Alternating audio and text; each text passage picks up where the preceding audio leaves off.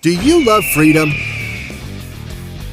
Do you love being clean? Then you'll love Hero Soap Company, made in the USA. Chemical and fragrance free. A portion of each purchase donated to veteran and first responder charities. Initial subscription purchase is matched bar for bar and sent overseas to deploy troops. Let freedom clean. Hero Soap Company.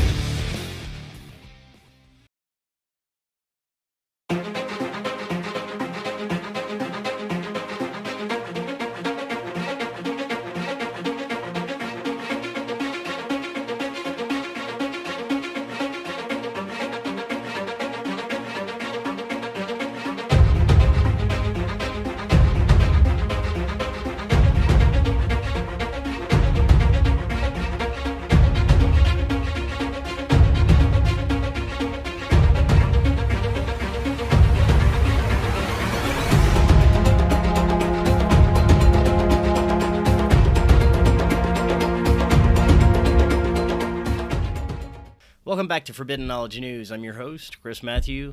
Tonight is our Halloween show. My guest is Charles Christian. Before I bring him on, just a couple of announcements. You can always get new episodes free on Rokfin, Odysee, and all podcast platforms. Check us out on Rokfin. This is where you get our premium content, regular shows, and all the amazing content from every creator on Rokfin. Check out all the new awesome podcasts by the Forbidden Knowledge Network, and you can get them all in one place, forbiddenknowledge.news. That's our website. Follow us on Facebook. Those links are also in the description. You can follow us there to get announcements, updates, and other important information. Tonight, I want to welcome back to the show Charles Christian. He is an English barrister and Reuters correspondent turned writer, podcaster, award-winning tech journalist, and sometime werewolf hunter. He now writes, talks, and makes videos mainly about folklore, urban myths, history, and the weird. He is the author of several books and is currently writing an almanac of real witches and sorcerers, along with other practitioners of magic, black and white, from the earliest times through until modern era. Charles, welcome back. How you doing today? I'm fine, thank you very much. Though it's now 10 o'clock at night here in the UK, so that's the right. day is over. Well, thank you for staying up with us. I really appreciate it. Last time you were here, we discussed a little werewolf folklore, some ley lines and dragons. And today, I thought this would be a great time for a Halloween episode to discuss ghosts, ghost hunting, maybe some more werewolf stories, vampires, and, of course, witches and witchcraft. But it's been a while since you've been on. I'd love it if you could remind the audience, what was it that really got you started down the path you're on? Well, I think it was the fact I grew up I was a kid in the 1950s, and in England, certainly television wasn't that pervasive as it is now. So we tended to spend lots of time sitting around the coal fire, as we still had in those days, and telling stories and reading books. And my grandmother and my mother and a couple of my uncles were great ones for ghost stories and spooky occurrences. And I think that's really what whet my appetite and started me going. It intrigued me, and very quickly I was buying ghost books, the sort that a 10-year-old kid can buy that's not too scary. And it sort of went on from there. And like a lot of things, the day job got in the way. But more recently, I've been able to put more time into writing about ghosts and the occult and the paranormal, and doing things like that, and pursuing the interest again. But it's been a lifelong interest. That's very cool. Now, I was hoping that you may be able to tell us a few of the stories that you had maybe growing up in the house in England. Any unexplained phenomenon that you witnessed while you were there? There was a we did have a friend, or my parents had a friend who was a spiritualist, medium type, and she reckoned that she could hear the sound of heavy booted people walking around in the attic of the house.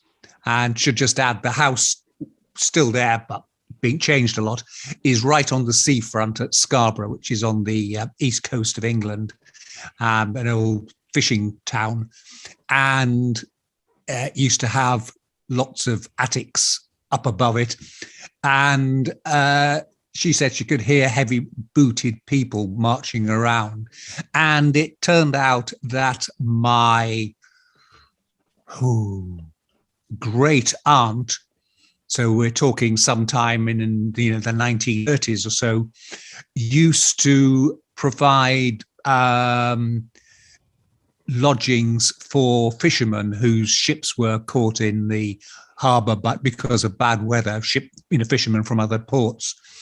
And fishermen wear great big long sea boots, the sort that roll up all the way above your knees and fold around. So it was entirely possible that it was some memory of that she was picking up. Say, before my time, but one of those cheery things you think, well, gee, thanks for telling me that, because my bedroom's directly beneath these attics. Yeah, wow. That's really interesting. Now, when you were growing up, you had, I guess, taken up ghost hunting as a teenager. Is that right? And had some pretty interesting adventures. Yeah, well, we had lots of adventures. We didn't actually see anything, but we had lots of adventures. We did a St. Mark's vigil in a church called St. Mark's. St. Mark's Eve, which escapes me now, the exact date of it. But there was a belief that if you sat in the porch of a church, and it's quite widespread in the north of England, that on St. Mark's Eve, at midnight or in the sort of hour before and hour afterwards, you would see not so much ghosts, but I suppose doppelgangers or spirits of the people who walking into the church, and they would be the people who would die in the coming 12 months. And they'd walk past you and you'd be able to see who they were. And if any of them ever came out of the church again, then that meant they were going to be seriously ill, but they would recover. I say this was quite a long-standing belief in the north of England, and there's reports going right back to the 17th century of people doing porch watching, as it's called, to see it. We sat there and saw nobody, but with hindsight, I think it was a case of we hadn't really taken on board the fact that they were no longer burying people in that churchyard, so it wouldn't actually be relevant.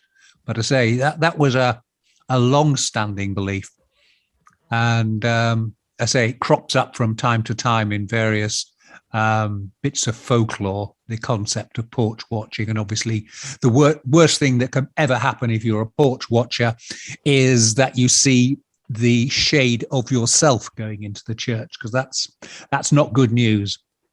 Oh yeah, that's pretty terrifying. From what I hear, anytime you would see a doppelganger of yourself, it can't be a good omen. Exactly. And another ghost we looked at and staked out the churchyard was Sir Walter Coverley, and he was meant to haunt a churchyard west of the city of Leeds, and again in the north of England. And he is a historical character, and when you read the history, it's quite clear that there was insanity in the family, and that at some point he had a nervous breakdown and had lost all his money. Anyway, as a result of his nervous breakdown, he turned violent and he killed 2 of his own children and then attempted to kill his wife. But she was wearing we're talking now the sort of early years of the 17th century. She was wearing a sort of steel-plated corset, which was the fashion of the day to keep the shape. And so it deflected the knife blade. Anyway, he tried to ride away and escape, and his horse tripped over a rabbit hole and fell with him trapped underneath it. So he was then caught by the local officials who'd been raised by the reports of the murder, and he was put on trial. And it was one of those things that he knew that he would be found guilty, because quite clearly he'd done it and there were witnesses, so there was no escaping that. And so there's no point pleading not guilty, because he'd be found. But if he was found guilty or he pleaded guilty, then his property would have been confiscated. And that would have meant his wife and a surviving child would have been made homeless, and all the properties would have been sold. So he refused to plea. And as a result, he was subjected to a form of torture called pressing, which is also what happened to the one of the people the men in the Salem witch trials. Right. And basically you put a large board over somebody or a door and then add more and more weight to them to force them to speak because of the pressure. And he refused and ultimately was crushed to death and died. And sort of final words were, add more weight. So he died, but because he'd not pleaded guilty and not pleaded not guilty, his property couldn't be confiscated. It was Giles Corey, wasn't it? I think it was Giles Corey in the Salem witch trials. Yes, that's one of the stories that really stuck with me. And they both suffered the same fate. They refused to plead one way or the other because they knew they'd never get a fair trial. And so rather than plead guilty and have their property confiscated, both of them took the option of saying nothing, refusing to plead. And I say, we stalked out that churchyard. There is a story that in the late 19th century, a group of schoolboys, because the property had been changed into a school where the character had used to live, and they supposedly one day did a little ritual, piled all their hats in a circle and danced around it, calling for the ghost to come out. And apparently the ghost did appear and they all ran away. And when they returned the next day, all their hats had gone. It's a nice bit of story, that one. But yeah. I say it's an intriguing one. It's an intriguing one. And you have to think of the sheer awfulness of the criminal justice systems that people had in those days. You know, the fact that you had no option. You were damned if you did, and you were damned if you didn't. And they took that option out. Yeah, that's a hell of a time to live in, with the forms of punishment they were using. I know I wouldn't want to be around during those times. No, exactly. Now you mentioned Halloween earlier on. I mean, that's an intriguing one because Halloween in England when I was growing up wasn't really a big thing. The big thing was bonfire night, which is the 5th of November, which is an old English session where you have bonfires and you have fire off fireworks, and it's also known as Guy Fawkes Night. Guy Fawkes was one of the people who tried to blow up the House of Commons in the early years of the 17th century, and a lot of people probably would like him to come back at the moment with the state of English politics and finish the job and do it properly this time. But what we did used to have before, the night before bonfire night, was called Mischief Night. I think some parts of the US also still have a Mischief Night. I've heard of that. I think they call it Halloween in some areas, but in other parts it's the day before the 5th of November. That's it.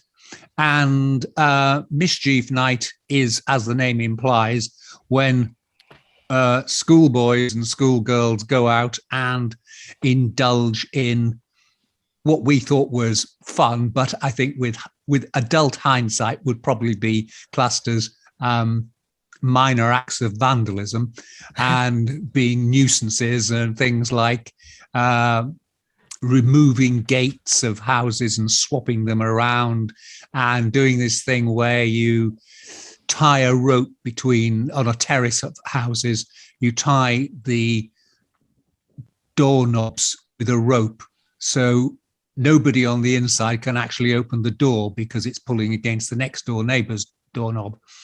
And the great favorite was always ordering lots of taxis for unpopular school teachers, or putting for sale signs in their gardens and things of that nature. And that was our big thrill, running around, generally being mischievous. And I say it's intriguing that has almost entirely gone. But I was reading up on this recently, and I found that in the 19th century, it used to be called Nutcrack Night, as in nutcrackers, because it was a traditional time for sitting around, eating nuts, eating apples, which obviously at this time of the year in the Northern Hemisphere are in good supply. They're fresh off the trees. And it was also a time when there was a lot of sort of love divination rituals done on Halloween, and various things where basically young women would try and work out if their boyfriend was going to be marriage material, or whether or not he was going to be faithful, and who their true love would be. And there's a whole raft of old folklore methods people had then. One of them was you would stare in a mirror at midnight, and you would see over your shoulder the reflection of your true love. Another one was that you would dry your laundry, particularly something like a white shirt or blouse, in front of a fire, and as it dried again, you'd be able to see the image of your true love. And there was another one, it's a bit confusing, I have to say, but it involved placing rows of nuts in front of an open fire, things like beech nuts or walnuts, and depending on whether they exploded or burned or just fell on the floor would determine whether or not your lover was going to be faithful, or was going to be true, or was just going to be a waste of time. And I say it was a big night for that kind of divination, trying to see what the future held in terms of love. Wow, that's very interesting. the way that different cultures in the past would celebrate these changes of the season and different holidays compared to what we're doing now. And I want to go back to some of the places you've explored. You've explored some very fascinating historical locations throughout England. Probably some terrifying locations as well. I'd love to hear a little bit more about what the Wold Newton Triangle is. Right. Well, that's again not very far from where I grew up, and I'd heard lots of folklore and tales of it over the years, and heard it from my parents when I was out. They were going out for drives in the country, and I was along with them, and so I'd picked up all these stories, and I sort of was looking through all my notes and realized that there was almost a sort of an axis of weirdness in this area, with so many bits linking together. And when I started plotting them on a map and taking into account the fact there's a big major headland there jutting out into the North Sea, it made a triangle, and all the weirdness was in the three sides of the triangle, bounded on two sides by the sea and on one side by what is primarily what I suppose you'd call was major road for that area. And it just intrigued me that there was so much of it in such a relatively small, narrow part of England, and so I put it all together for a book I wrote on the subject. It takes you all through the area, and gathered all the stories, and that's where it came from. And at the very centre of this is a small town called Wold Newton, which has a claim to fame that in 1796, I think it was, what was then the largest meteorite ever spotted falling on land in England came crashing down there just before Christmas that year, and was very much a cause célèbre. The person where it landed, the farmer where it landed, he was well known in London society, so he took it down to London and exhibited it and charged people, a penny a time to go and look at it. And it went on from there. And I say it just seemed the logical place. And there's close by, there's a little village called Rudston, which has a very tall monolith, megalithic piece of stone, standing stone, which in its heyday, it's sunk a lot into the ground now. It's actually in a churchyard, and the churchyard surface has risen over the years. So there's not as much of the monolith showing as there used to be.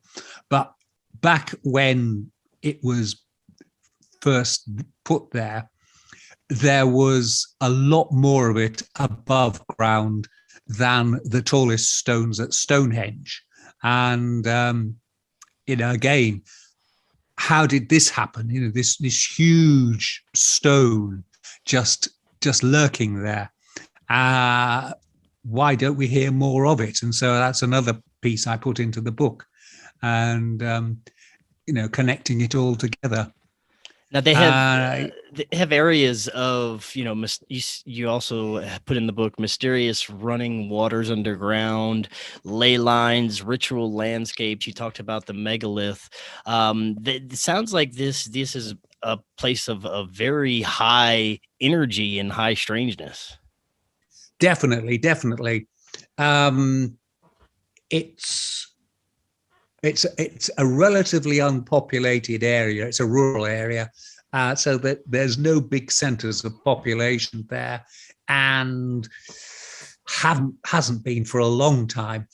But there are hundreds and hundreds of burial mounds dating back to the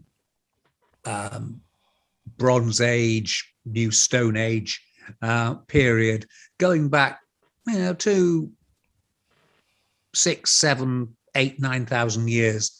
And there are lots and lots of them. Some are just small mounds. Some of them have been very large barrows. A lot of them have been, unfortunately, poorly excavated in the by sort of treasure hunters in bygone days and are wrecked now.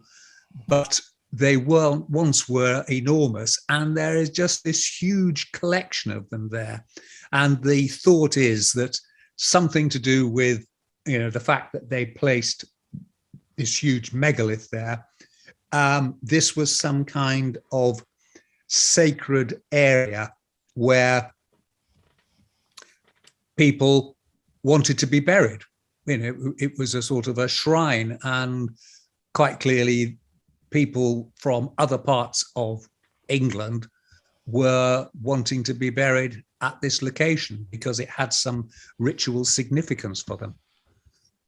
And I say that there are there's lots of earthworks, things called a cursus, which is sort of derived from the word circus, where it's an embankment in a semicircular, almost like an athletic running track shape.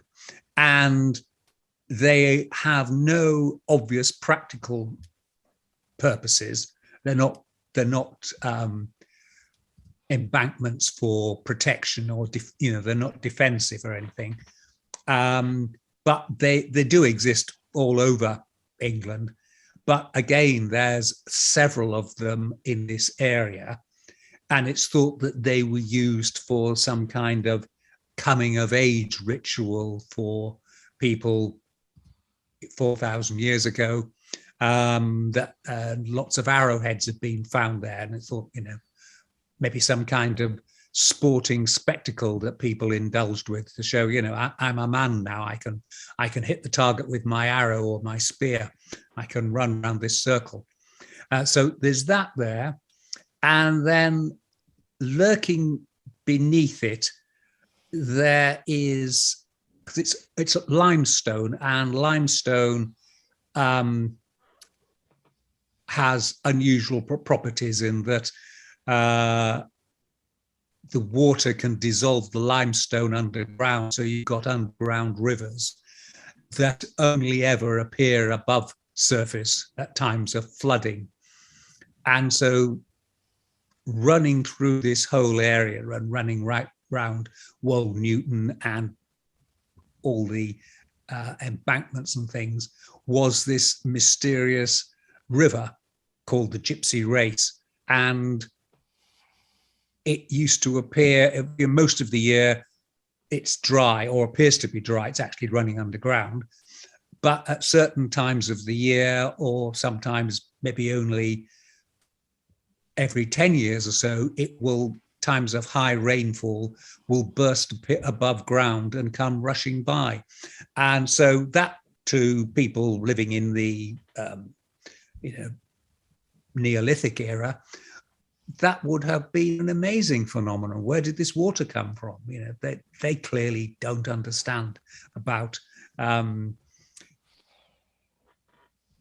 limestone and underground watercourses and aquifers and the like. They must have all been completely amazed by this. And so again, there's this area of mystery around it. And in more recent times, it's been known as the Waters of Woe. And people are saying, every time there's a major disaster, something momentous happens, that's when this river has flowed. And, when King Charles I had his head cut off. That was the year the river flowed. When the First World War started, that was the year the river flowed. When the Titanic sank, that was the year the river flowed. When the Second World War started, that was the year the river flowed, and so on. I mean, sometimes people are being retrospective here, and we don't know exactly when it was. But again, it's just this intriguing aspect of it all, adding to the mystery and the mystique of it all. Yeah, that's very interesting. I want to talk. I want to shift a little bit to folklore, mainly werewolf folklore, and some of the earliest that you've done research on. I understand you've done a little research on some werewolf folklore that goes back to the werewolf of Fulton. How long ago was this? Well, this was medieval, so we're talking nearly 1,000 years ago. Wow. And this was said to be a shapeshifter who was a man by day and a wolf by night. So classic werewolf legend. And it was thought that as a man, he would be able to circulate at markets and inns, and he would know who were travelers who would be going along a particular long, lonesome road at night. And then that night, the werewolf would attack, possibly accompanied by other wolves in a pack, and attack and kill and eat the travelers. And it was said that the werewolf, was known as Old Stinker because it had a putrid breath from eating raw flesh and sometimes eating carrion. It had a tail that was so big and powerful that it could actually knock somebody over when it swished, and that it had bright orange red like eyes that were enormous, and people would see these red eyes and then be attacked. And it was also said that the wolf, the creature, lived beneath a tomb in a local churchyard in the village of Folklore, which is where the name comes from. And I say it was around in the medieval period. And then there are tales of, in the 18th century, of it attacking coaches and horses. And even when I was growing up there in the early 1960s, there was a report that a truck driver had been attacked by a huge wolf-like creature, but it kept his foot down and kept driving on. And he was the one who said that he saw the red eyes in the distance and thought they were the rear lights of a stopped car. And they were so big and bright. And I grew up with that story. It's very much local to that part of the east of England. And again, it's intrigued me because werewolves aren't really normally part of British folklore. We have them in Europe. They have them obviously in North America among the Native Americans. We particularly have them in the Balkans in Eastern Europe and the Caucasus further east still. But they've always been a relatively rare phenomenon in England. So again, I was fascinated to discover that in my own backyard, if you like, there was this this creature lurking there. Well, how much of these tales in this folklore do you think is just maybe cautionary tales or something that's misunderstood rather than actual, creatures and werewolves? Do you think that a good percentage is just mainly either something they saw wrong or just maybe a cautionary tale that got a little bit out of control? What do you think? I think it is a mixture of cautionary tales and misremembered tales that people have passed down. I mean, if you're looking at werewolves, there's a sort of a whole range, whether it is some kind of supernatural creature that can actually physically change from human to wolf and back again, which would be a most phenomenal piece of biology if it could do that, through to, is it lycanthropy, right? People who have got a mental illness who think there are wolves. And obviously there's been tales, particularly in Germany during the 17th century, there are some werewolf trials there, and people quite clearly thought they were wolves, and they were attacking people and biting their throats out and trying to eat them and acting as if they were wolves. And so, you've got an extreme at that. My own thinking on Old Stinker is the area where Old Stinker operated was plagued by wolves in the medieval period, and sometime in the 10th century, a hostel was built there so that travelers on this road could stay there overnight. And the actual original charter says to provide protection so they aren't eaten by wolves. So clearly there was a wolf problem there. And the layout of the area, the wolds, which are, is a limestone escarpment, and then leading into high land, that gets particularly bleak in winter. And the bit where the hostel is in a valley, which is obviously sheltered and far more habitable. And, farmers would bring their livestock off the hills, the wolds as they're called, down into the valley for the winter. And quite naturally, the wolves would follow them. Thus, they come down from the hills in winter as well. So there was clearly a real wolf problem. So that's, if you like, the cautionary tale part. And obviously, going back to 1,000 years, people didn't know anything about animal behavior or psychology.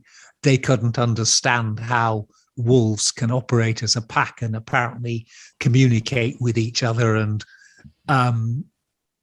corner particular individual and hunt it down as a group. So that would have seemed very mysterious. It would seem that the wolves had some kind of superhuman power.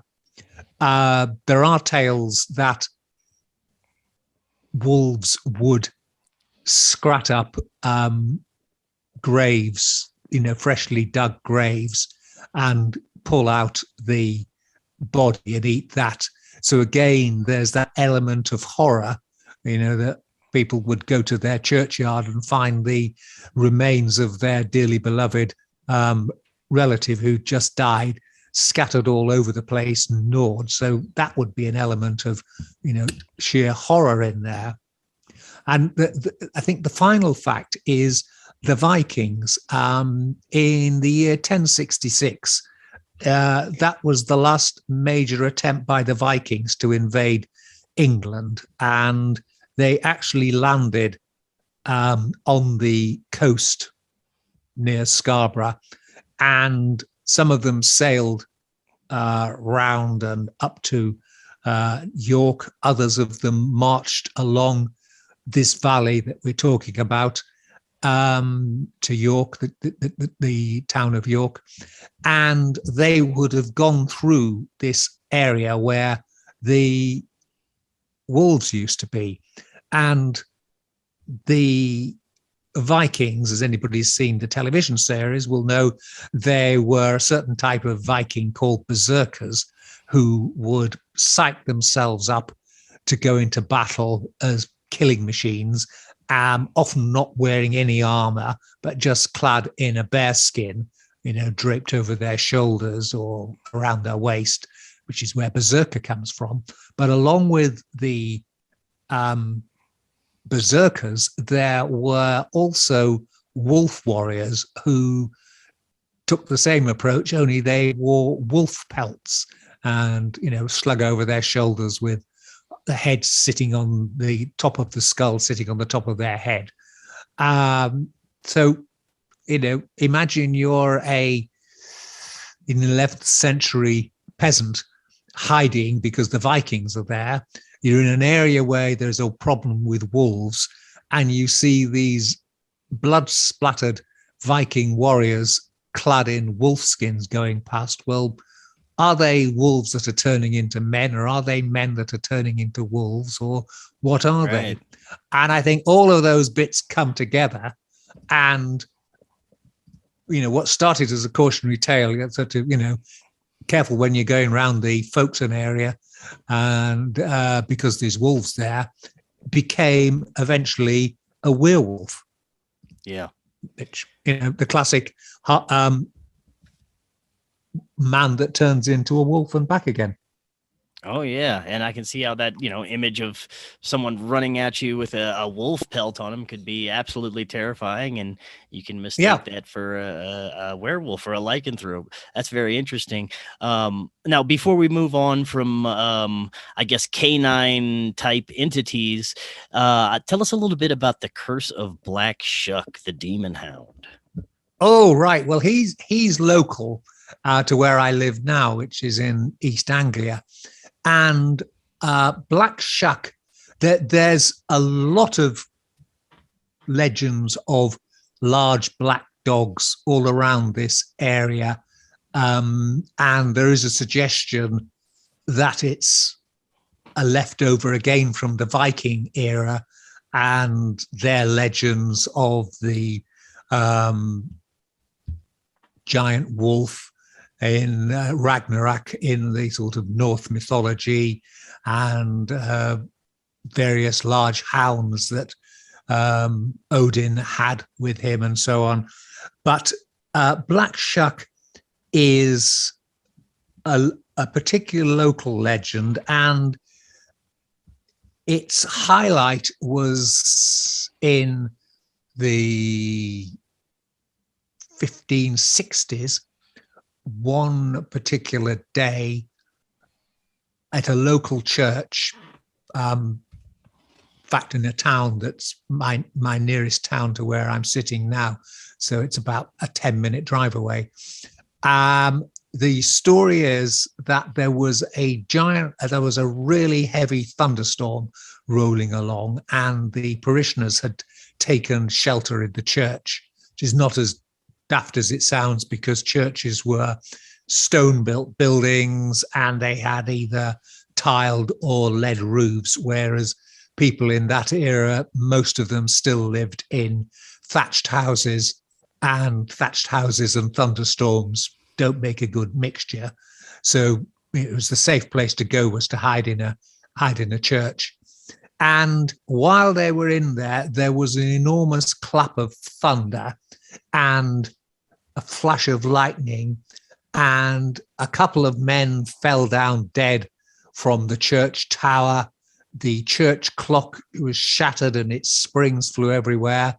And then this giant beast ran through the congregation, snapping at people and at seizing them, and killed several dead on the spot and left others horrendously injured.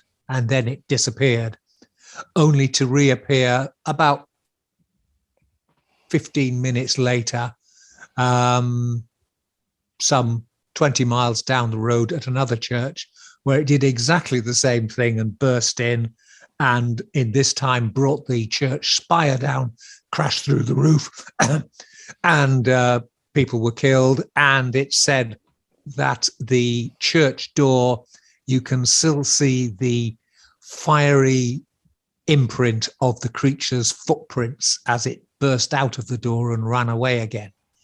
And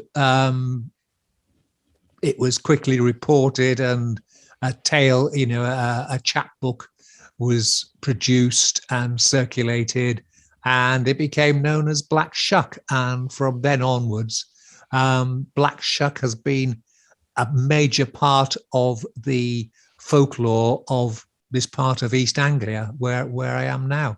And there are various sightings of it and reports of it, and it's a huge, big dog. Some people say it's almost like so a pony. There are still modern sightings of this? There are still modern sightings of it, yeah. I mean, what is intriguing is that there have been more sightings in the 20th century than in all the previous centuries. Oh, wow. So I think there's an element of people know the story of Black Shuck. And so if they see a large dog in the distance running along, they don't say, "Ooh, there's a large dog running along." They say, "Oh, it's Black Shuck." Right. Yeah. And I think it's, the legend, it's a victim of its own success, if you like. And people just think it's the demon dog, it's the hellhound, rather than stopping to think. But I say, if you go into the particular town, it's called Bungay.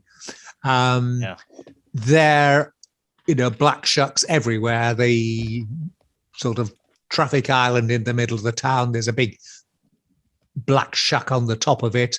The art club is called the Black Shuck Arts. The running club is the Black Shuck Runners. It's just everywhere, and so I think it's legends taken on a life of its own. Well, go ahead. I was going to say, as to what it actually was, the descriptions of the people who were killed at the time or seriously injured do sound very much like victims of a lightning strike. And the thought is that as there was a thunderstorm, both churches were actually hit by lightning, and it may have actually been some kind of ball lightning that rolled through the church in a big blazing light, and unfortunate people were electrocuted by the lightning. And obviously, once again, just as we were talking about the medieval peasants hiding from the Vikings going past, you're in a church and it's pitch black, and suddenly there's this huge flash of light, and people are screaming and people are falling down dead, and bits of the church are collapsing. And I say at one of the second place, the whole spire fell in. So again, chaos everywhere. You wouldn't stop to rationally think, and I'd say you wouldn't be really aware of it. You'd think it was some kind of demonic visitation. And at that time, people had a very simplified view of the universe, and the devil was out there doing demonic works and striking people down and seizing people and causing chaos. So it became the demon hound.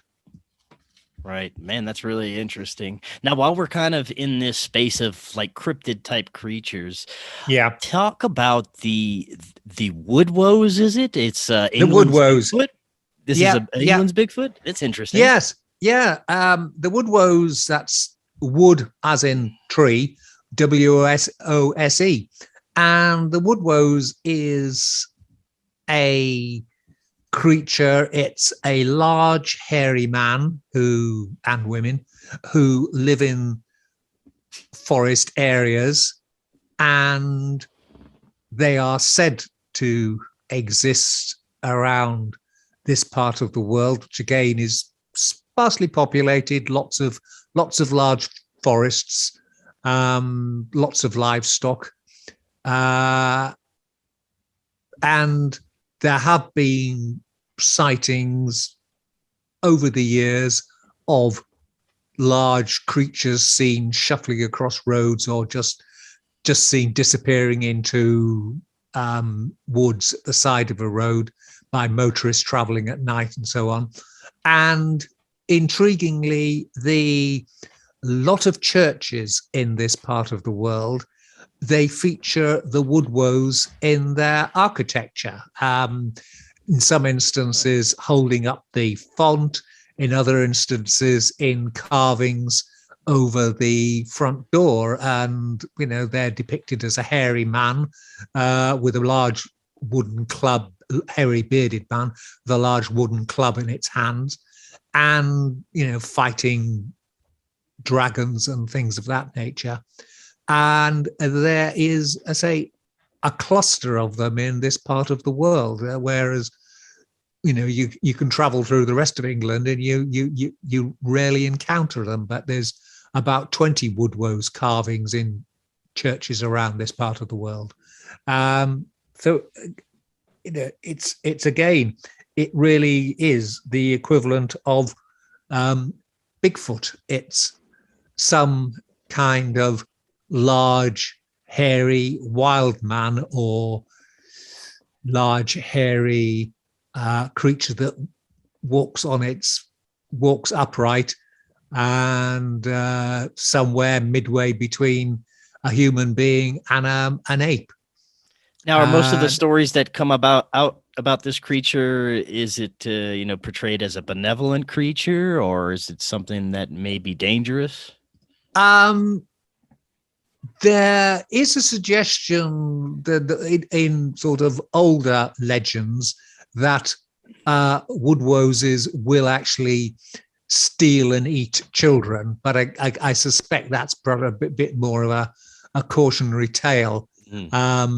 In more modern times, it's just simply people just catching sight of a creature running by and not actually getting a clear view of it, but just they see something, as say, just crossing the road in front of them and heading into some trees or into a field, and they don't get a very clear view of it.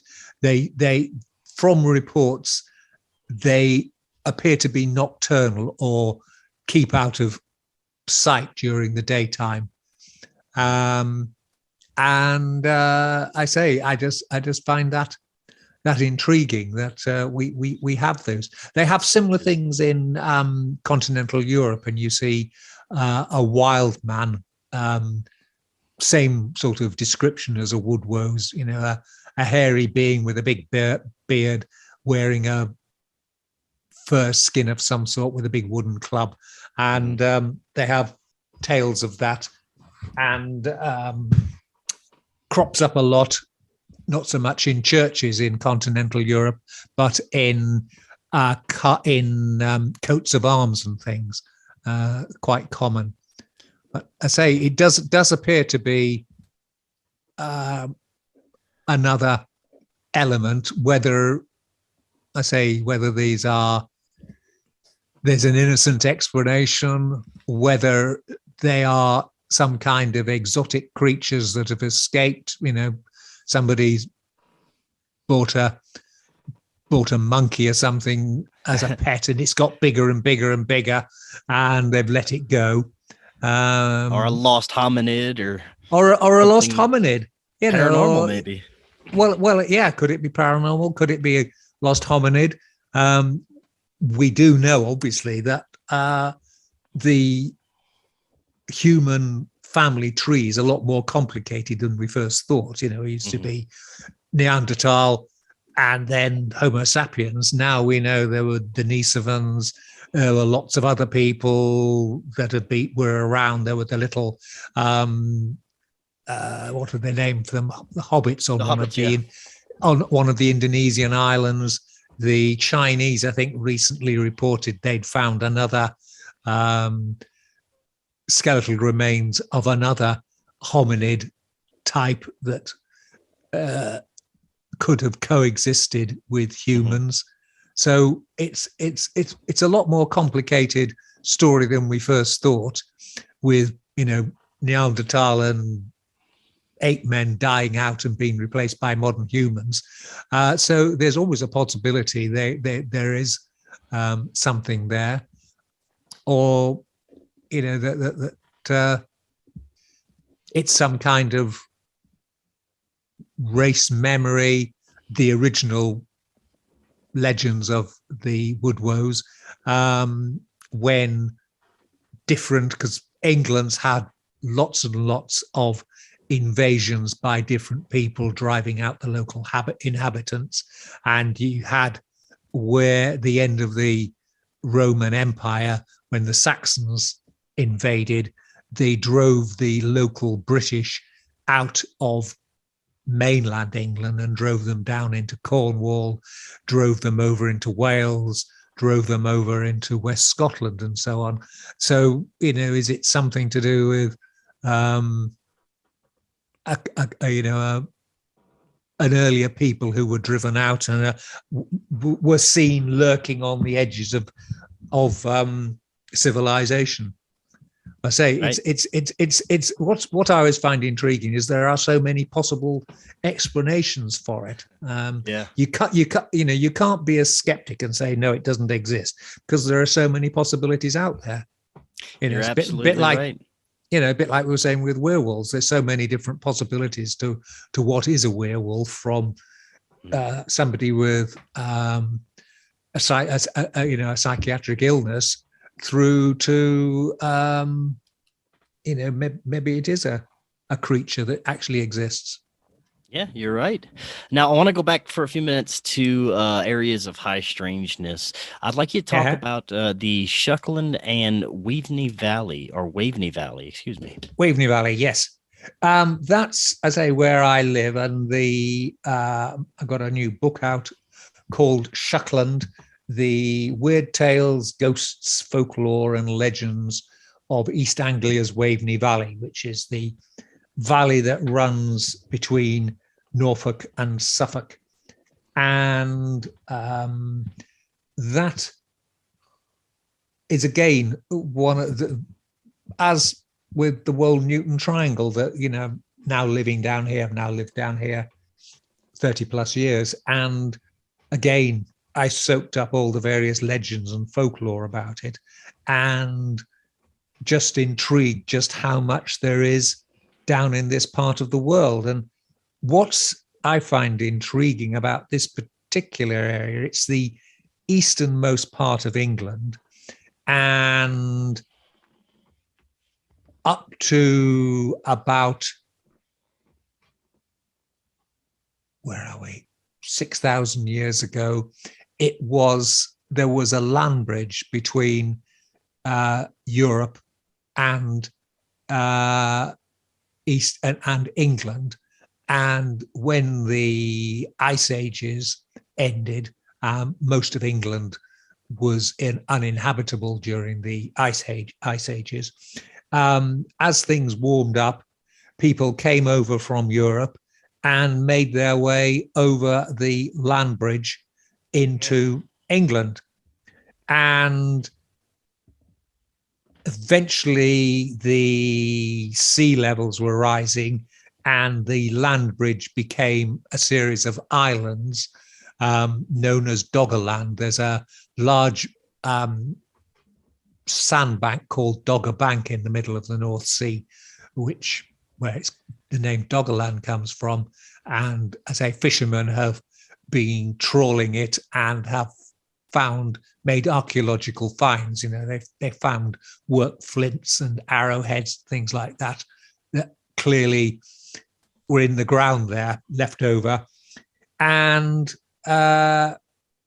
so this was the gateway to England. And in later years, when we're starting to head towards the Bronze Age, because bronze was sort of, if you go traditional archaeology, you go Stone Age with basically flintstones, And then you have copper, which was easy to work. Then you had bronze, and then you had iron, which was a lot harder to work because it needed stronger temperatures. But bronze was, if you like, the miracle weapon of mass destruction for 1,500 years or so. And you added tin to copper to make an alloy called bronze, and it was so much stronger. And for most of Europe, the source of tin was Cornwall, and you either sailed there or you sailed there directly, or you sailed across the narrowest point coming into East Anglia, and then followed a straight line through East Anglia down to Cornwall, where you then get your copper and then head back home, where you get your tin and then head back home. So there's a ley line called the Great St. Michael and St. Mary alignment. It's basically two ley lines that intertwine with each other, and they run all the way from the coast of East Anglia, which would have been the most easterly point, all the way down, across England, across lots of major sites, the Amesbury Rings, Silbury Hill, all the way down to Cornwall. And the thought is that the simplest way, if you are traveling, is in a straight line, and the various, again, there's burial mounds, there's shrines, there's camps in later years, Roman camps in later years, there were Christian churches there. These were really marker posts on the way down, at a time when people didn't have satellite navigation, they didn't have maps. This was the way you made your way from entering England up here at the end of the Waveney Valley down to where the tin mines were, and then how to return back again. Now, do you think that some of these locations were chosen because the people that actually discovered them knew that they had some energetic properties to them, not only just that they were on ley lines or marker locations? I mean, a lot of the locations are things like hills, or in the West Country, they call them tors, rocky outcrops sticking out. And some of them follow tops of hills and things. Mm-hmm. I don't know. It's a sort of chicken and egg. Did they develop their significance because so many people were using them, so they became revered, if you like? This is the way you go, and you have to go past there, and we must make sure nothing happens to that because that's a valuable place? Or did it already, as you say, have some kind of magnetic property in the first place that led people down there? I mean, it's a straight line, and there's the route of the St. Michael, St. Mary ley line is one where on May Day, the sun is in alignment with this ley line. So if you could, take an aerial view, looking down, you would see the sun rising in the east and its beam following all the way down the length of the ley line, right across England, illuminating all these points, markers on the ley, all the way down to the West Country. And, some people would say it goes beyond Land's End because there is a legend that as well as we had the Doggerland, that they were sort of the islands in the middle of the North Sea, that they went all the way down out to the southwest to long lost lands called Lyonesse, which crops up in Cornish folklore and legend, and that there were once lands further out to sea than there are now. So I obviously I don't know the answer, but it just seems, again, it seems more than a coincidence that this happens. And, you know, May Day is, when you're in May, the days are getting longer. It's a time you would go traveling, you know, the nights are getting shorter, the weather's getting better. So if you were embarking on a journey, May Day would be a very good day to do it, and you'd know you'd have the time to get down there and turn around and get back before the winter set in. So I just think it's, you know, it's the equivalent of I suppose a Neolithic superhighway you're talking about, right? But I say, yeah, it's about to say whether or not the signposts on it are themselves mystical or acquired mystique later.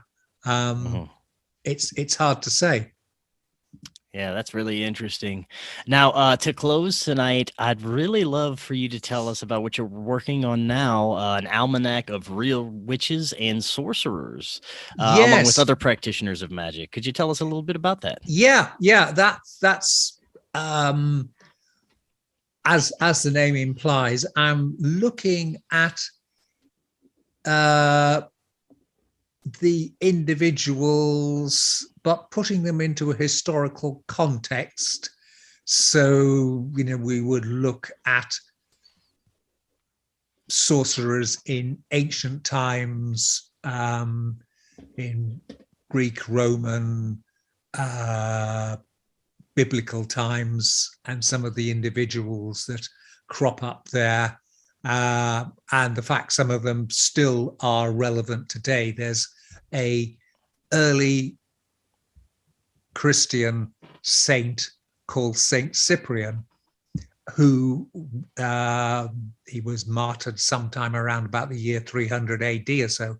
And his story is that he was a highly talented sorcerer who converted to Christianity, and his speciality was helping people rid themselves of demons.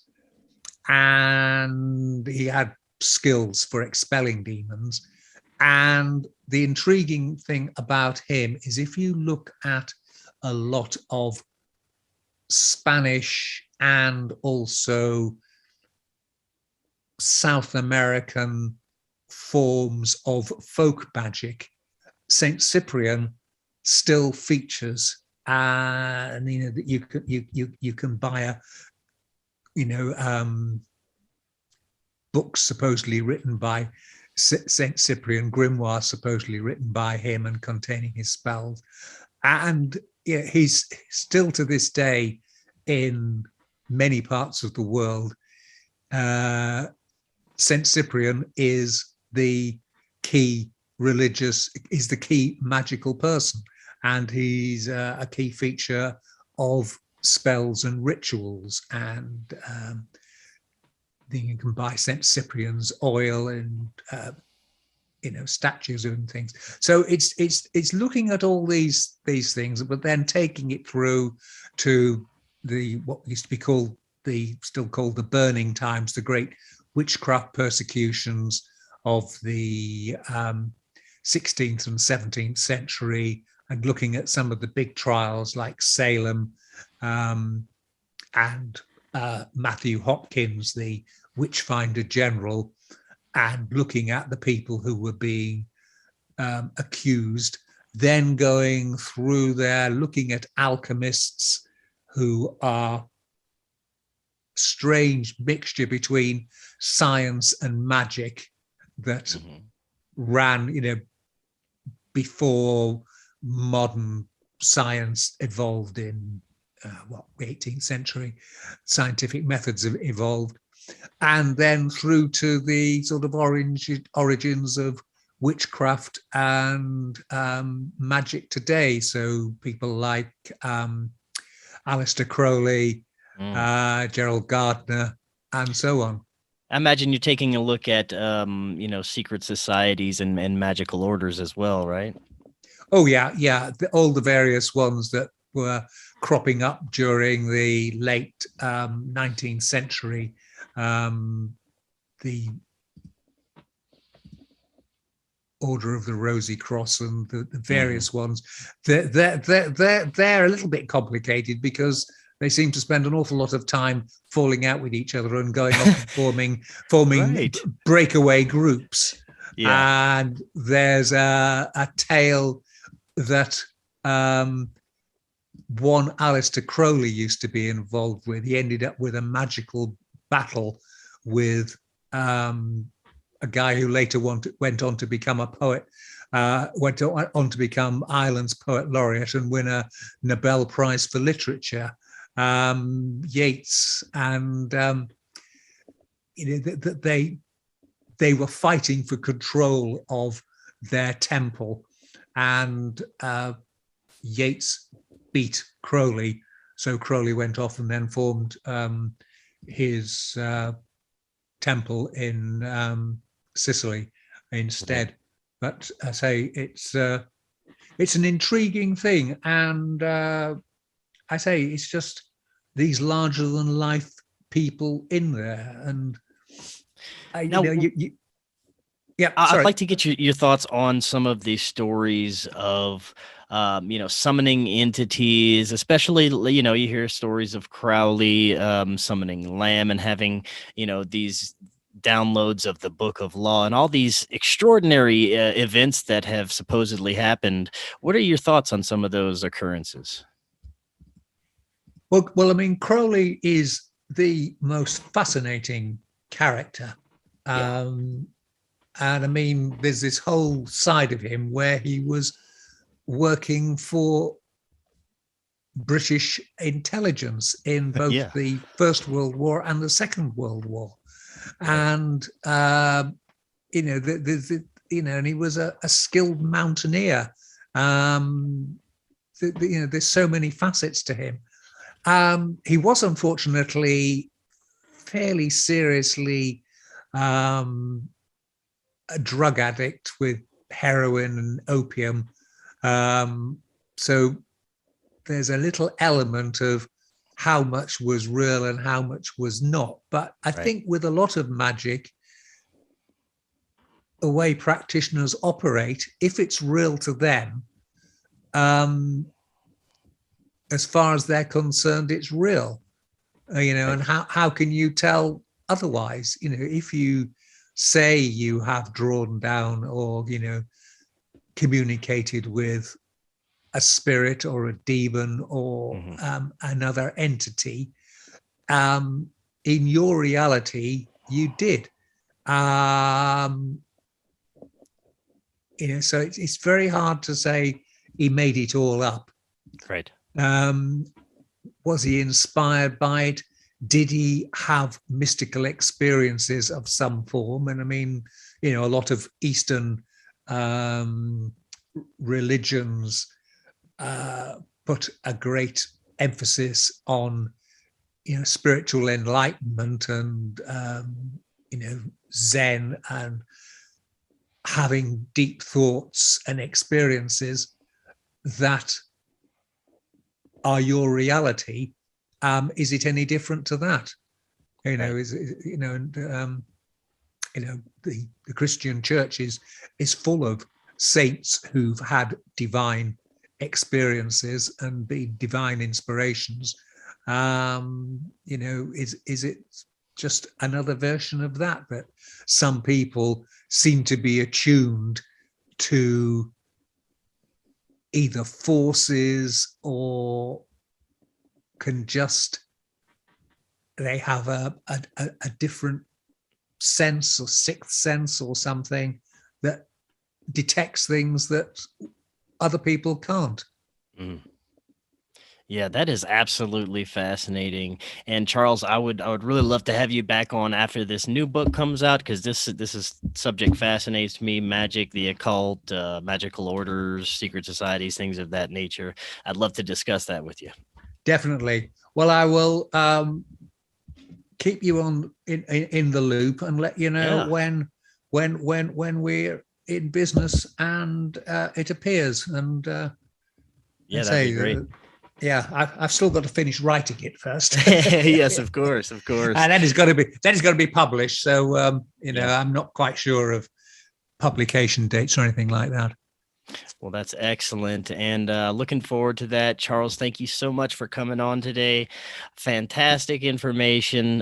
Before you head out, if people are interested in finding your book, more information about yourself, what's the best way they can do so? Right. My website is urbanfantasist.com, which has links to all the books, but all my books are also available as either ebooks or print books on Amazon, including amazon.com. So you can find them all there. In fact, go to my writers page, look for Charles Christian, and you'll find me and links to my books there. Perfect. Awesome, Charles. Well, thank you so much again. And like I said, keep us up to date with that new book, and we'll have you back on in the future.